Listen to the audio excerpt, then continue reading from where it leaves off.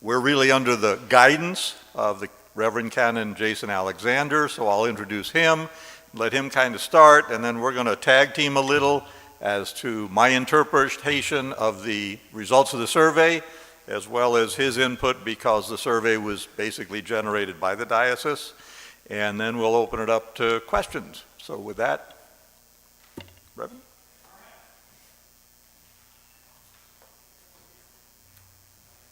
Thanks, George. It's a pleasure to be with you all again. I did hear a few laughs out there. Some of you may have caught the video of the Alaskan Malamutes who cannot walk downstairs. My wife actually found that this morning on Facebook, as she was, it's a Facebook video, and I thought, everybody needs to see Malamutes falling downstairs because, we just need a little levity here and there. I was laughing out loud this morning, so I just thought I'd share it with you. So search process is underway, and your search committee is just doing a fantastic job wrangling everything together.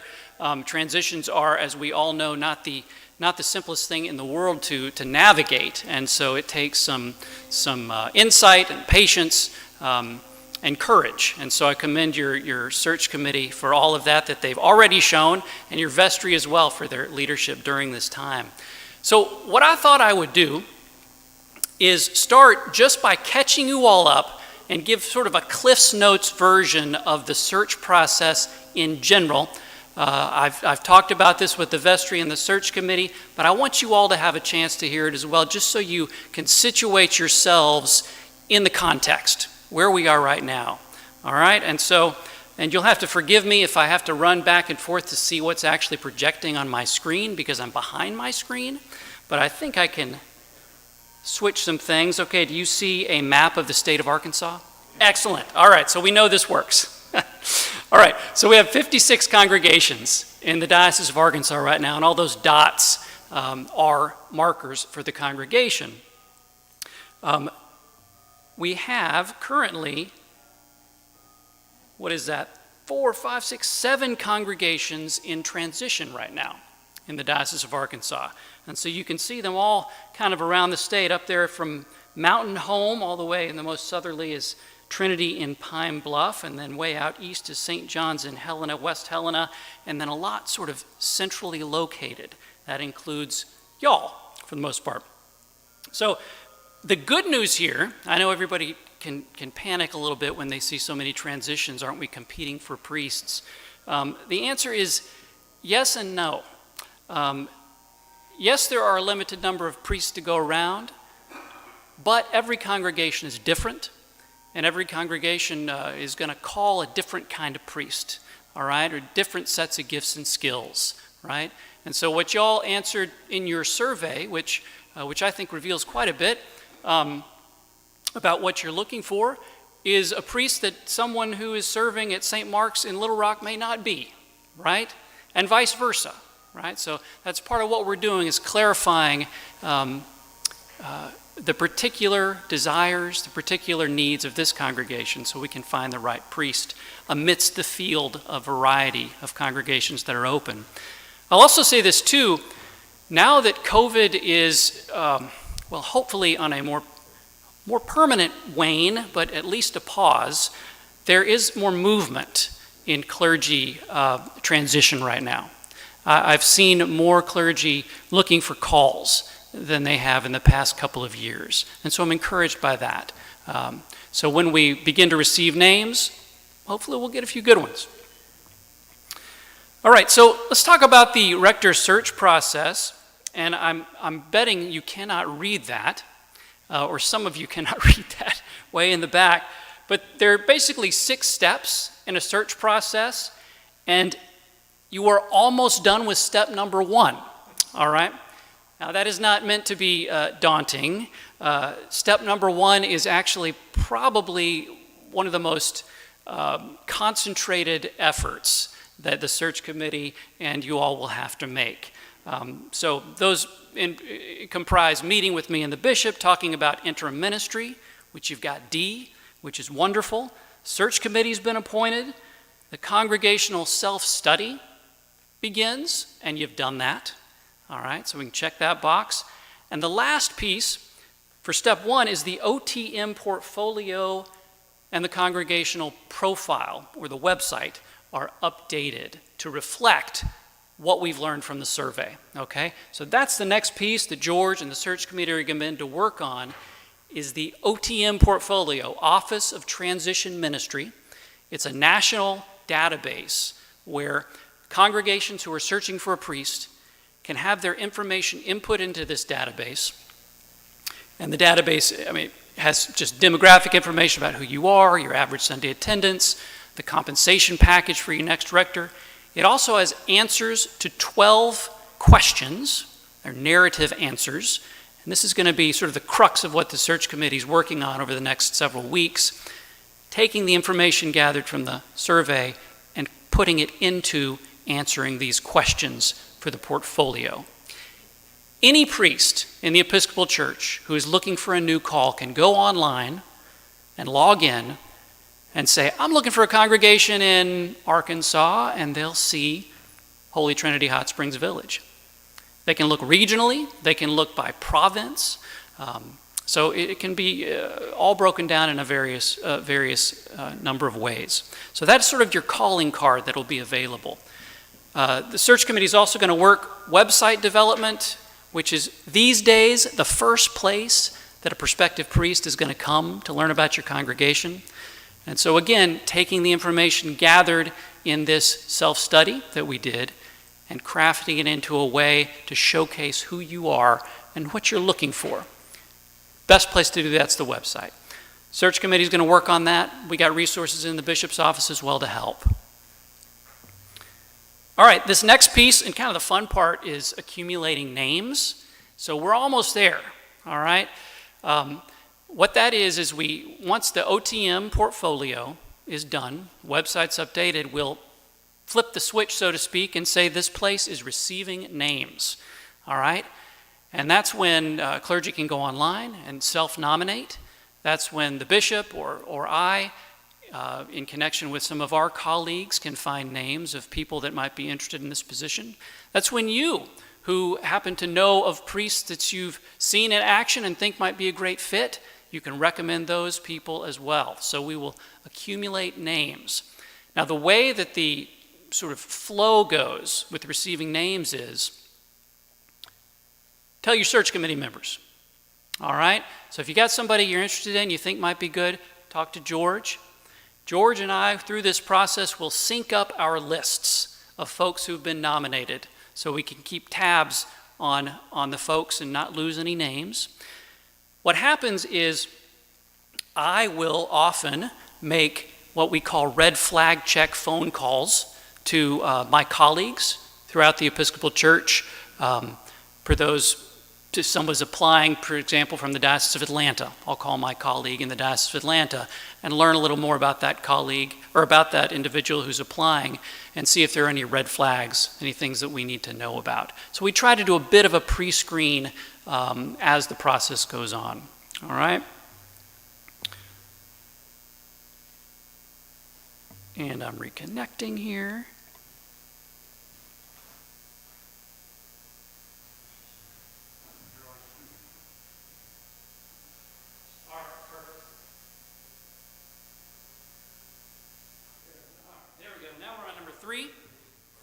And this is the discernment journey. Oh, by the way, receiving names, we typically do that for 4 to 6 weeks. And we'll work with the search committee to determine how long we want to make that happen. Okay? The next piece is the discernment journey, and that's when the interviews are conducted. All right? The list is narrowed. Search committee is going to do quite a bit of work there.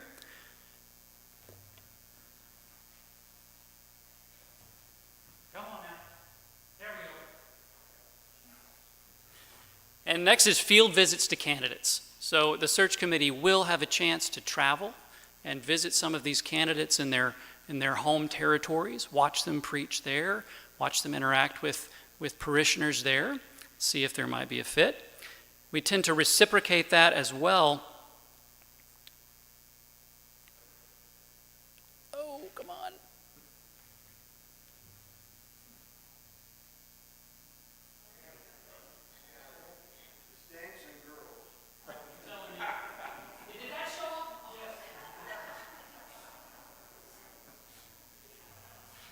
right, looks like I skipped one. Anyway, the one that I skipped was we reciprocate and invite those candidates that were visited to come back here and meet with vestry to get a look at Hot Springs Village and interview folks that they would like to interview, staff, etc. The way I like to say it is when a search committee goes out, they are interviewing the candidates. When a candidate comes here, the candidate is interviewing us, all right?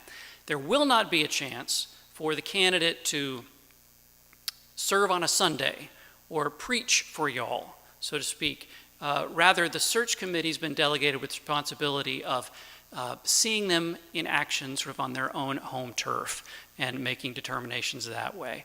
The search committee's been delegated with that responsibility to ultimately make the decision about who the next rector will be. So the local decision-making and the call here has to do with the search committee then making that recommendation to the vestry, and the vestry saying, sounds great.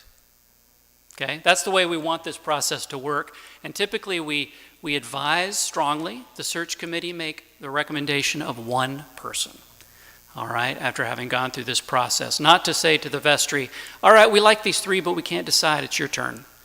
Instead, search committee, they've been delegated with the task of making this decision and sending it off to the vestry. So that's the name of the game. And hopefully we're looking for a consensus among the search committee as well.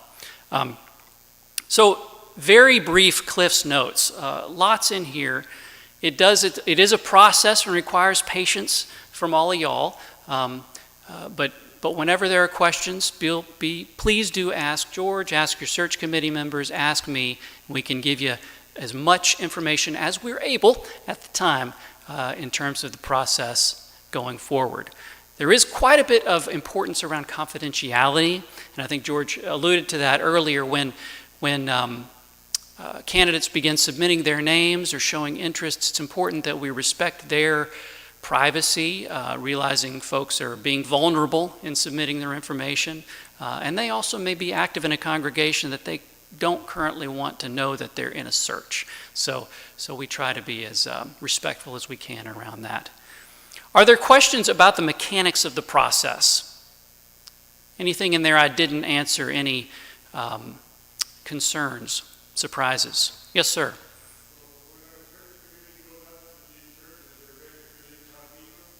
That's a great question. You need to repeat the question. Yes. For streaming, because it's got to go through the microphone. Absolutely. The question was, when search committees go for visits, are they incognito? And it's a good question, and I think it gets kind of fun at this point in the process. The answer there is you work with the candidate, all right? So before the search committee goes and visits, you call the candidate whom you've already interviewed, you have a relationship with, and you say, hey, we're coming.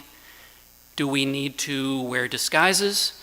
Do some of us need to go to the early service and some of us to the late service? How do we do this for you? What's going to work best? So, some congregations can smell a search committee member from a mile away. Some are oblivious. So we'll take guidance from the candidate and do the best we can. But yeah, good question. Yes, sir. Either of y'all back there. Are most of these candidates active, or are some of them already in transition? What's the average? So what tends to happen is, Repeat the question. yeah. It goes out to the screen. No, perfect. Thank you. The question was, are these candidates that may appear on the slate, are they already in transition, or are they currently active in other congregations? The answer is yes, both.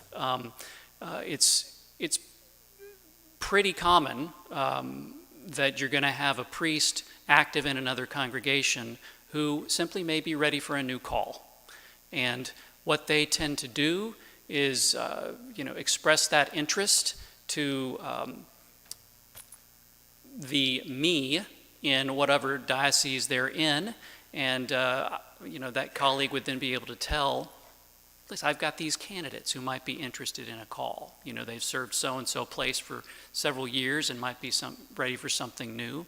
The other thing that happens sometimes is if there's someone, again, that you have seen out and you see as interesting, who may be a good fit, we can reach out to that individual and simply say, would you like to consider this call? And it may catch them by surprise, and they may say, no, I've got another 5 years in this place I'm currently in, or you're persuasive. Okay, I'll move. So it really depends. It really depends on situations out there.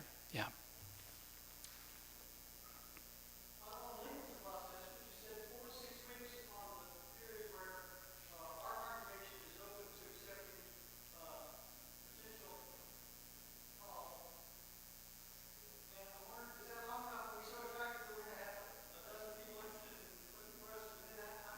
Yeah, great question. Question was, is 4 to 6 weeks long enough to keep the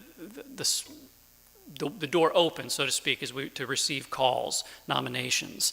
You get longer than that, if you specify longer than that, what tends to happen is people will wait till the last minute to submit their applications, you know?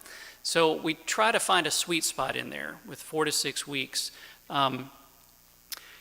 What has happened, and it's not uncommon, say we get through 4 to 6 weeks and we just don't have a slate that we're happy with, not enough folks have expressed interest, what we'll make a decision at that point as to, say, open it for another 4 weeks or 2 weeks, or we'll simply drop the deadline and say the congregation is simply receiving names. And the search committee would then begin to work sort of in real time, just interviewing people as they come in, you know, and make a decision when they feel like they've found a group of folks. Yeah. Right in the back there. Cliff, I think, right?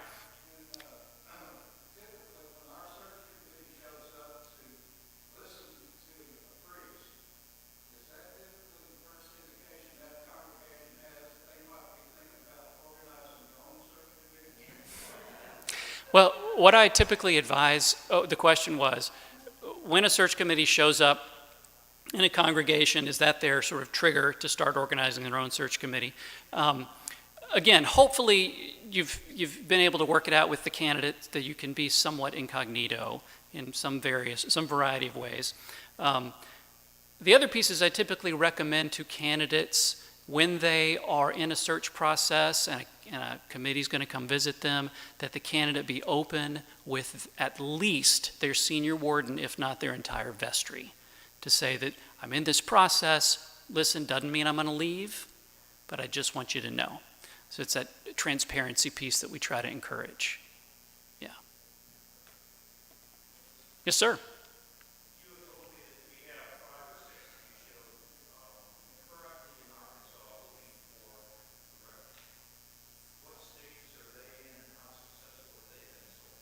Right, good question. Question is, we have 5 or 6 congregations open in Arkansas. How far along are they in the process, and how successful or not successful have they been so far? I will tell you this, you've got just different regions in Arkansas and different places that tend to be more attractive to outsiders than others, places that have better financial situations than others. It's a variety of factors. I will say both Trinity Pine Bluff and St. John's and Helena have been challenging to fill over the years in various processes, and they're open now. The Delta region of the state, as many of you know, has less economic security than we do here in central Arkansas, and so it makes it challenging sometimes to find a priest for those congregations. In terms of I will say this, in terms of the receiving name phase, both St. John's and Pine Bluff are open to receive names. Mountain Home is open to receive names. St. Mark's is just about open to receive names. That's in Little Rock. Russellville, their priest hadn't even left yet, so that was just announced. And Maumelle, we have a placement, I believe, for that one. So that's kind of a overview there. Yes, ma'am.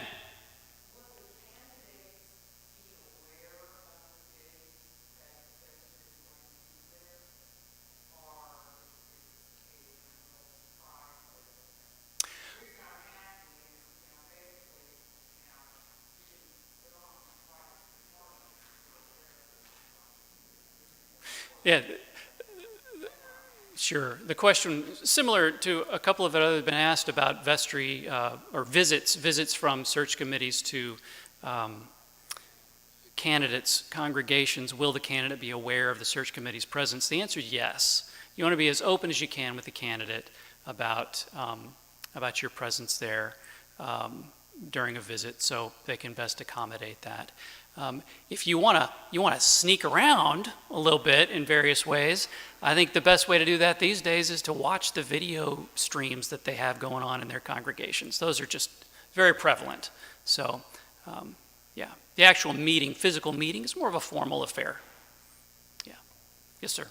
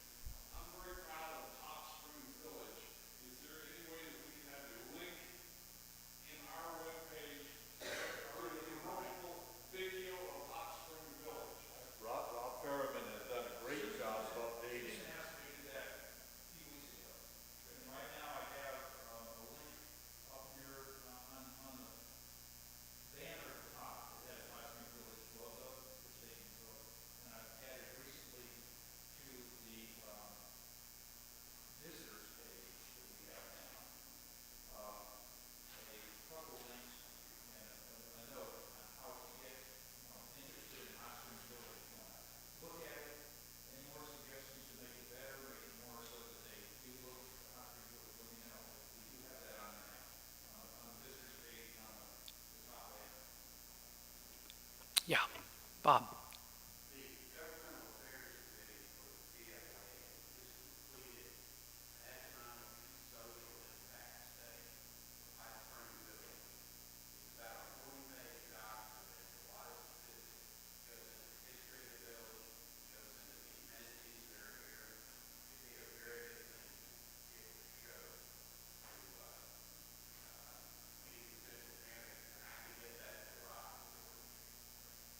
Great. It's teamwork. There we go. Yeah.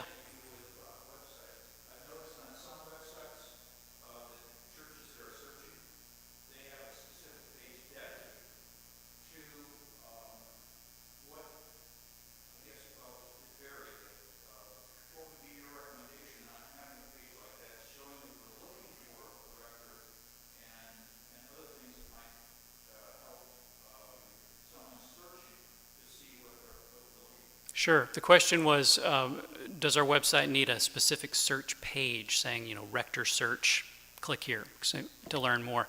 And the answer is yes, absolutely. And I have some examples I'd be happy to send you, but that's typically the way you do it. You get a interested party who comes to the website and sees Rector search. They'll click on that, and then they'll have, the information about Hot Springs Village, all the information you want to include that might be interesting for a candidate, as well as, again, and we'll work on this, a refinement of the information that's going to go in your Office of Transition Ministry portfolio. That would be the appropriate place for it. Absolutely, yeah. So I guess I have a question. Can we add the survey results as you put them together to the Office of Transition Ministry package? Right. The question was, can we add the survey results as you have them in your hands right now to the Office of Transition Ministry portfolio package? There can be a link on the OTM portfolio page to that. I also recommend, if you want to, you could put it on that Rector search page, if you wanted to make it more public in that way. Yeah. Yes, sir.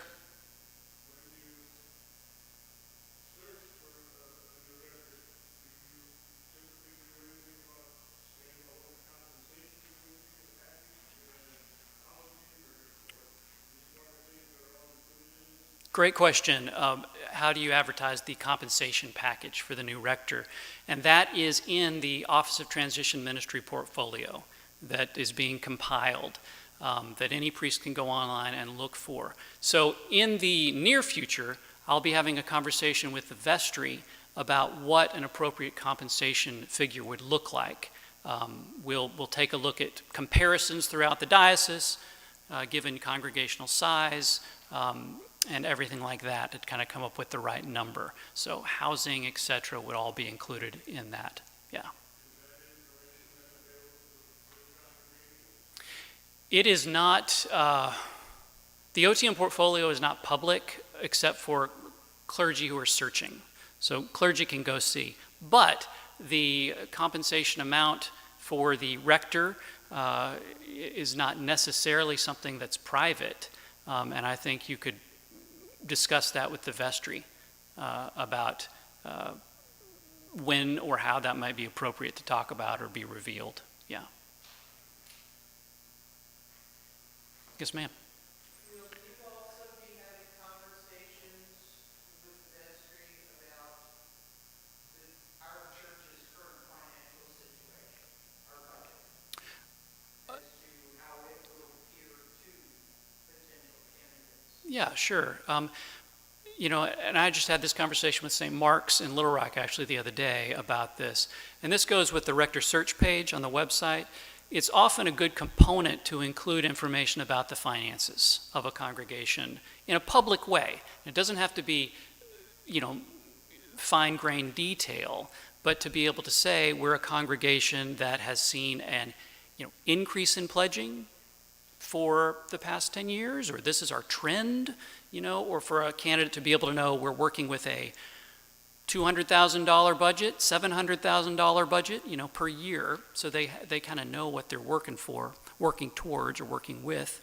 Other information that we can help you supply, information about average Sunday attendance growth or decline over the years, membership growth and decline, plate and pledge growth and decline. All that's publicly available actually on the Episcopal Church's website, but it's recommended that we do make that available for folks. Now, if you want to get a little more specific though, the finalists who do come to visit will meet with the vestry, and they may want to meet specifically with the treasurer and talk the nitty-gritty about budgets, you know, and want to see it, and that's appropriate to be able to share the details at that point. Yeah.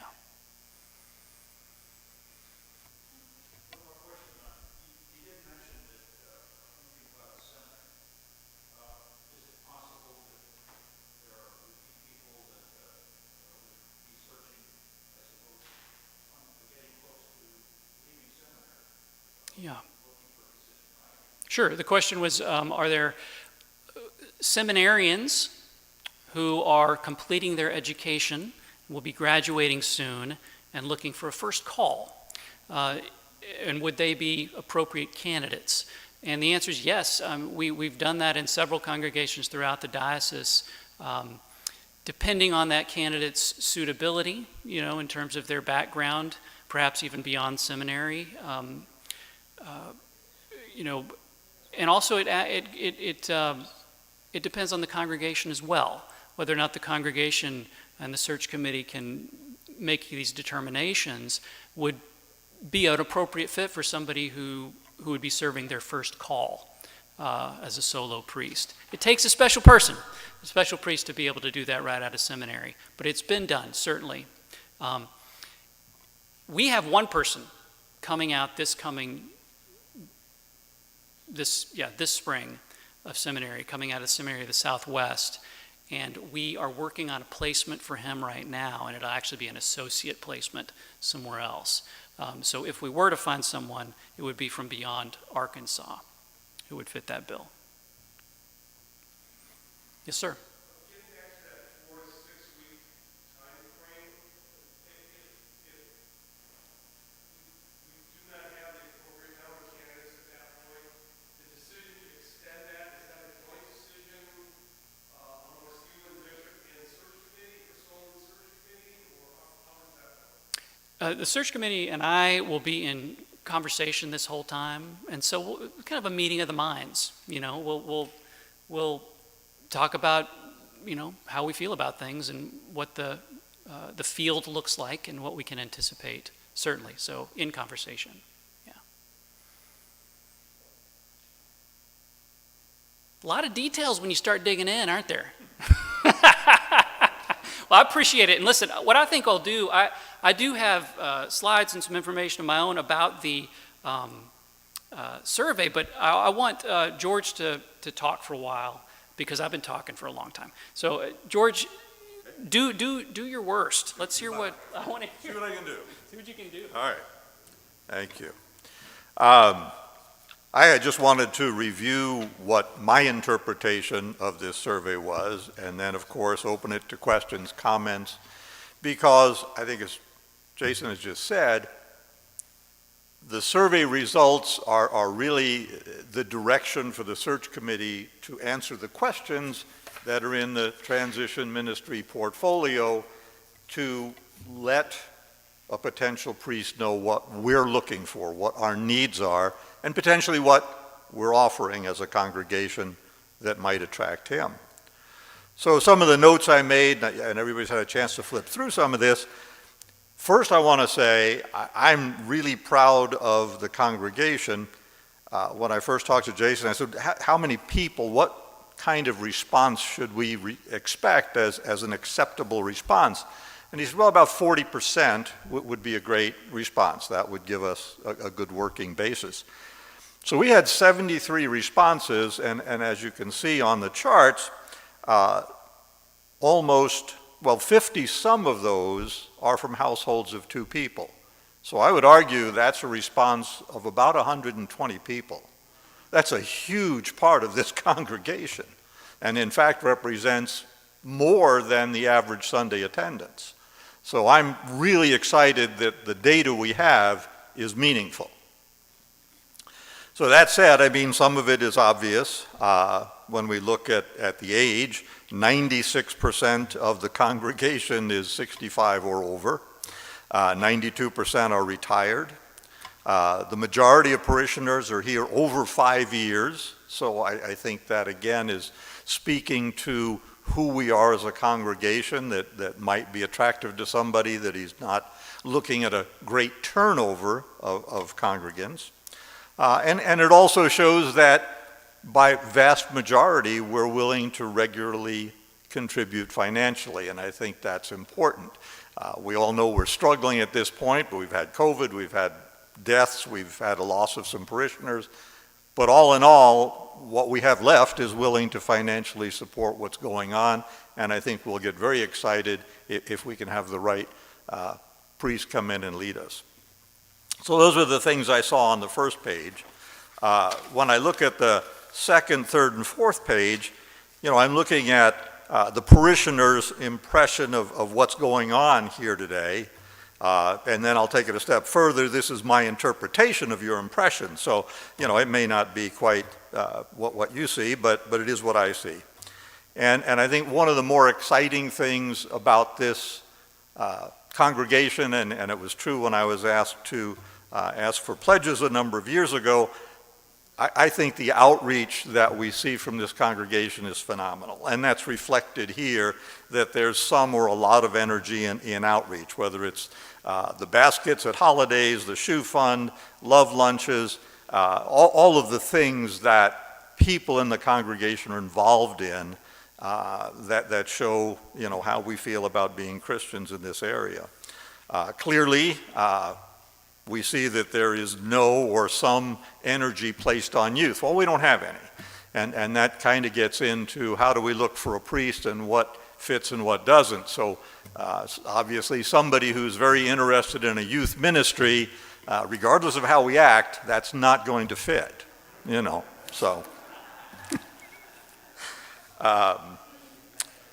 And we do see, though, that there's, the interpretation is that there is some or a lot of energy towards seniors, and some or a lot, which I was really pleased to see, of people feeling that there was a lot of energy towards hospice and hospital patients. And let's face it, we're getting older, and that's something that's going to be very important for us to convey to any potential candidate, that this is who we are, and these are some of our needs.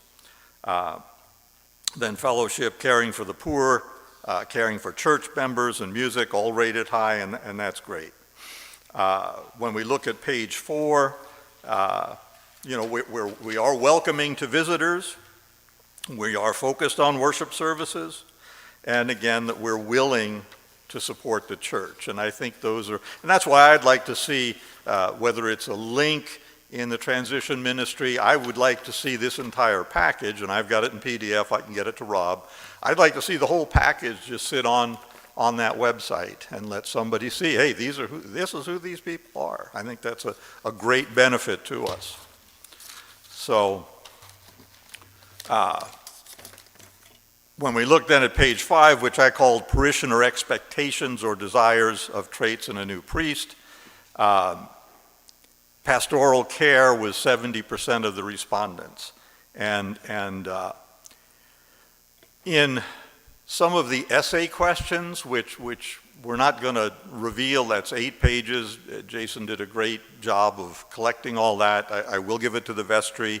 We'll discuss it with the search committee, but in some cases, when you read it, you know who it was, and I don't want to embarrass anybody, so we're just not going to publicize any of that. It just isn't worth it. But there were some responses where people implied that in whatever time frame they've been coming, that they'd never had a personal interaction with a priest. And yet, we all feel that pastoral care is very important. So I know it's going to be something that I'm going to discuss with any potential candidate, that I want constant, now whether that be quarterly or whatever, but direct contact with every parishioner. I want to hear that candidate tell me that that's something they want to be part of, because I think it is important, and I hate to see anybody having responded that they've never had any personal contact. Because I know historically there has been wonderful aid and comfort in sickness, in illness, and in death of parishioners that Neil and I think other people, Jim Davis, some of the others, have been so helpful, and I think that's very important in whoever we would be talking to. Okay. Also see that 81% of the respondents are looking for leadership rather than management. We're looking for somebody who's warm, friendly, and gregarious, which I think is important, and somebody able to calm things down. So I think that those are all things that we definitely want to discuss with any potential candidates. The big challenge is that we've got a 50-50 split between wanting somebody eclectic or somebody orthodox. And so there's the one point where there's clearly not going to be pleasing of everybody. That ain't going to happen. You can't be both. We'll do the best we can. In looking on that same page, though it's not listed in the 1 through 8 that we rated it, again, the priority to me was reinforcing the visiting church members. So again, that's to me a big focus, the personal interaction of a priest with every parishioner. On page 6, the 3-year desires, we had a 50% growth by 49% of respondents. I'm not sure how all that will happen, and I think we're responsible for some of that, but clearly a priest would be responsible. And I know one person has already made the suggestion. I thought it was a good one. We see articles written by priests in the Village Voice on a regular basis. I wouldn't expect our priest to write weekly, but I'd like to see monthly or quarterly something written by our priest. One of, again, the people who were talking about that had spoken to a parishioner in another church and asked what the response was to those writings, and it was the parishioner's view that was a great reason, or one of the greater reasons that the attendance and growth of the church had happened was because of those writings. So I think that's an important thing that, again, I want to talk to somebody about. Are they willing to help us in that manner? So the other thing I was very pleased to see, we had 0 responses to anyone feeling that we were not open to anyone that would come here, regardless of age, race, creed, sexual orientation. I was very pleased to see that because I believe that is who we are. So moving on to page 7, doing God's work. Numerous feelings were expressed. Well, now this is the pictograms, I guess is the right word. So now we're looking at the largest words were the most important in the responses that were given, and as the words get smaller, then clearly that was less important in interpretation. But again, outreach what was clearly the most important thing shown to me in doing God's work. And I think most parishioners believe it's probably what we do best. On page 8, which was the appreciation of a priest, again, I think that the most poignant statement in there was again, personal involvement. When parishioners are distressed through illness, as I mentioned earlier, passing or of a spouse or a family member. We're an older congregation. Again, somebody just coming out of seminary that's 24 probably isn't going to fit. On the other hand, somebody coming out of seminary who has a life experience, not unlike Dee, that's maybe in their 50s or 60s, well, that could be a great fit. So it's a matter of not just seminary, but where do they fit in life? And how does it fit into our parish? And then in the last page, what do we want in a new priest? We're looking for new members. We're looking for a new priest. Do we want to return to normalcy? And I guess my little comment to that was we do want to return to normalcy, and that this is already a pretty great place. So we need a new leader, but we don't need an overhaul. So that's how I'm going into putting together with our team the portfolio. So any questions on any of that? Heck of a deal. Yes.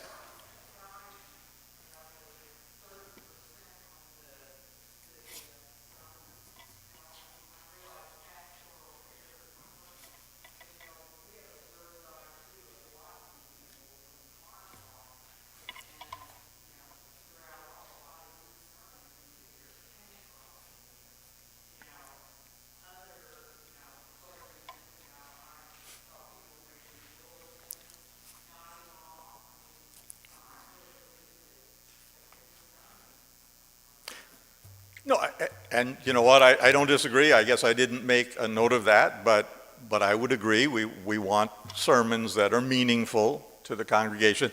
And when I think about going and listening to other priests, I don't know what has gone on across the country, but I would think that a great number of parishes have taped those sermons. So without even going to listen, I'm hoping we're going to be able to watch the videos just as anybody can on the videos from here, going back. How many is it, Rob, that we have in history on the site through YouTube? Yeah, okay, so they're all there, and oh, okay, well,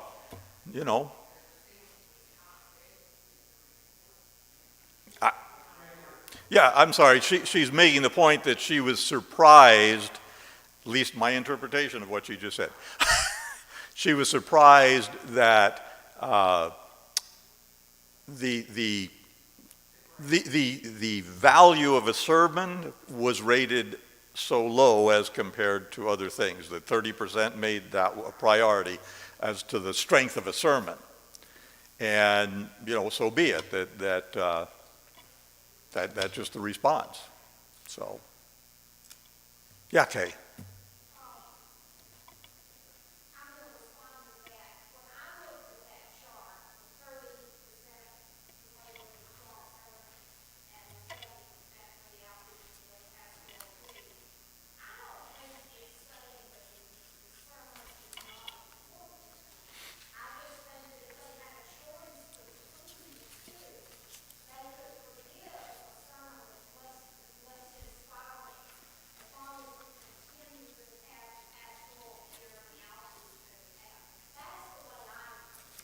Okay. So what Kay is saying is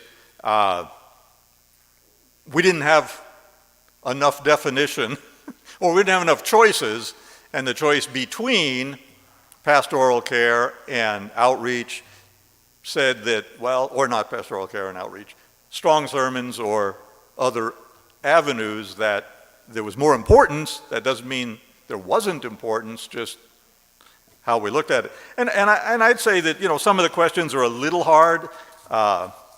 One of them, I want to find it because I don't want to be wrong. Yeah, so when we look at the very first listing on page 2, and that's evangelism. Well, 22 respondents said, well, there's no energy. 39 said there's some, and only 4 said there's a lot. Well, now you have to define evangelism, and I think it's true that Episcopalians do not preach on corners. That's kind of the norm. We don't do that. Well, that isn't necessarily the only definition of evangelism. So if we say, is evangelism the outreach we do? Is evangelism what we do when we take food baskets out to families and talk to them for a minute? When we buy gifts for children from the angel tree? That's all a form of evangelism to be. So without definition of to what we were asking for, I'm not surprised at the answer, but I know it's inaccurate when you widen the scope.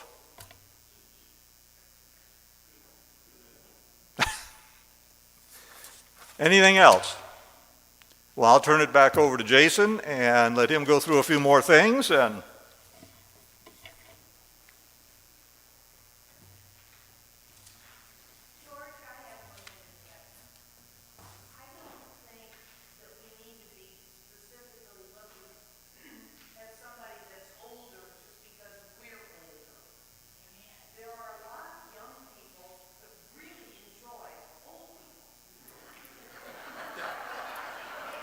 I think that's illegal.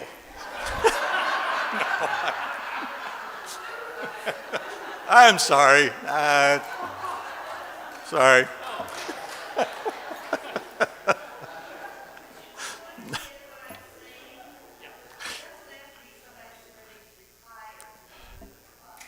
And you're absolutely right.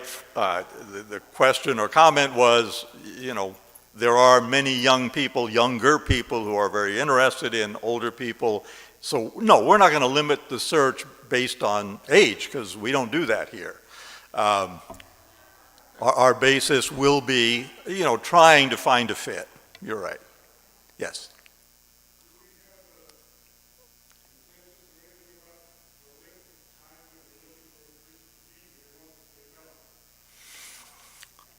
You know, that doesn't exist. You know, I know in some denominations of Protestant churches, 5 years, you're out, and the diocese moves you. There's not even a discussion. I don't know the answer to that. I mean, if a person was wonderful for 10 years, is that a problem? I don't know. I think something Jason told us when he first met with us is, if there is to be a future transition, we want that priest to leave well, because the last 2 did not. So our goal is a great relationship, and so things can change for somebody. You know, I think our greatest calling card, other than everything we've just talked about, but outside of other parishes that might have a similar portfolio, is we've got Hot Springs Village. I mean, this is a great place to live, or we wouldn't be here. Anybody that even wants to consider, you know, retirement at some point, whether that's 5 years out, 10 years out, or 15 years out, it's a great, attractive place to end up. So I'm certainly hoping that that's going to cause people to respond to our call that maybe don't want to live in Pine Bluff. And, you know, let's face it, I don't want to go to Pine Bluff. I want to be here. So, anything else?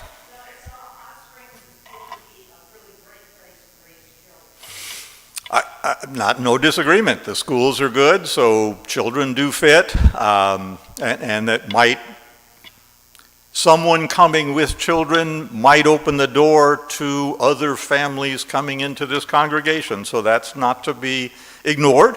You're absolutely right. Yeah, Scott.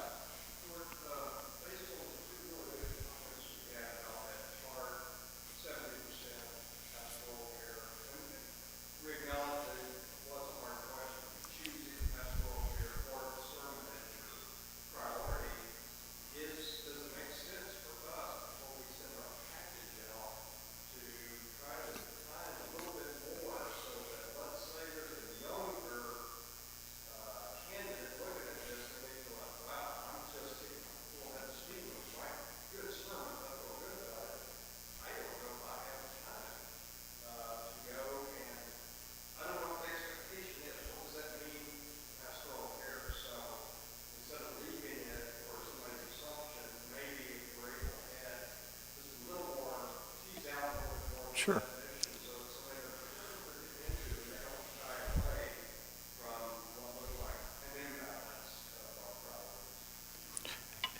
Yeah, so we're going to try to summarize this question. The question from Scott, and he is a member of the committee, you know, how do we, if we show someone this survey, how do we then temper it, for lack of a better word, that it's not all about pastoral care. We do want strong sermons also. And I think we do need to add text in that Ministry of Transition section where we have 12 questions to answer. I think that's in text where we put it. I just, like I say, right now for me personally, reading some of the text in other questions that aren't, you know, going to be put out to everybody, I only saw a few, but seeing any was distressing to me where they said, I never had an interaction with a priest. I said, that's not good. So how we put that in words, that's up to us as a group, and we'll find a way. But I just want to make sure that whoever comes here knows that there is an expectation that you have, even if it's only cordial and tertiary on the side, some kind of personal relationship with every member of the church. That, to me, that's important, and that's all. Anything else? Okay. Turn it back to Jason. Thanks, George. And I know, George, you look at data for a living, and so I appreciate your eagle eyes on this. And I will be brief. I just have a couple of other pieces. Just to follow up on that particular question, too, I will say that this is also a snapshot, all right?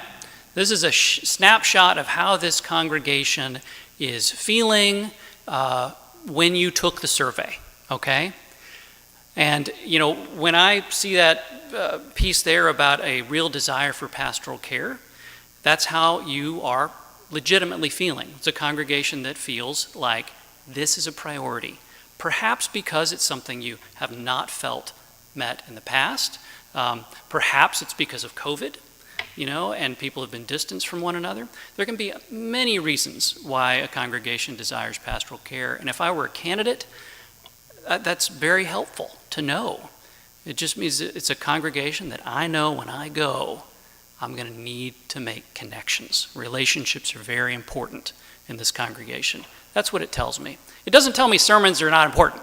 It just tells me that relationships are the bread and butter. What makes this place tick is connection, okay?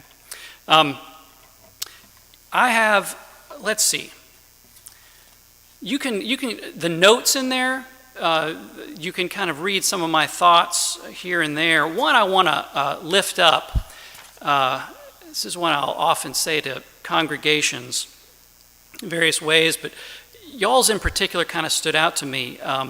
In terms of looking at a priest and what you desire in a priest, I did have that little asterisk on the last page.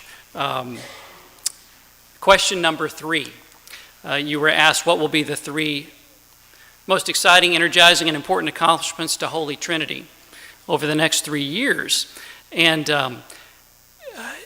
it was incredible to read the variety of responses. And I tried my best to compile them in a way that was meaningful with these word clouds. But I wanted to encapsulate, for a couple of reasons, some of the nuance behind the call a new priest. Many of you defined what you were looking for in a priest. And it's very in small print, but I'm going to read it. Call a conservative-natured, apolitical, great, socially mindful, ecumenical, humorous, caring, empathetic, loving, engaging, fun, and visible priest who preaches relatable, brief sermons, unifies the parish, can think outside the box, and is willing to go to the last mile. And I thought, oh my God.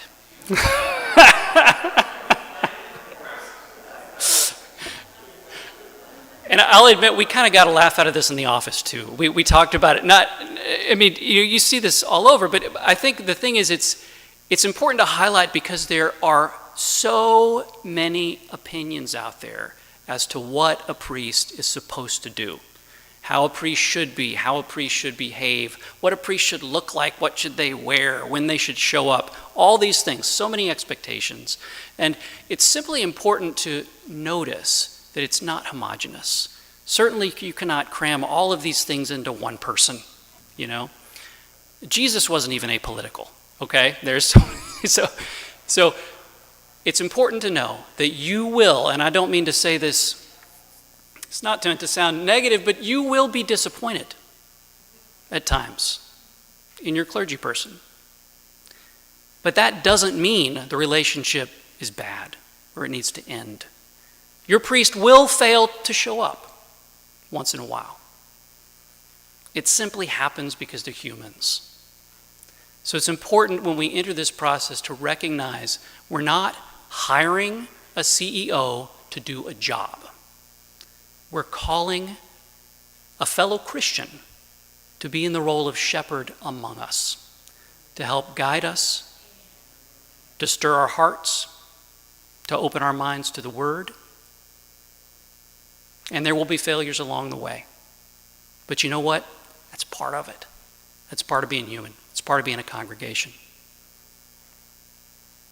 And so I just want to leave you with that reminder, gentle reminder, to be kind to your next priest, to be kind to one another as the process moves forward, and realize we're dealing with humans. So that's what I've got. So thanks so much, George and search committee. Are there other questions you have of me or of George as we wrap things up here?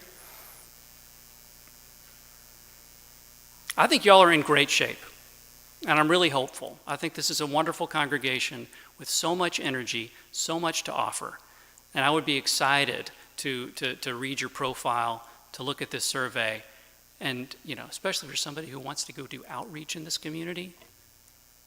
This is an army. All right.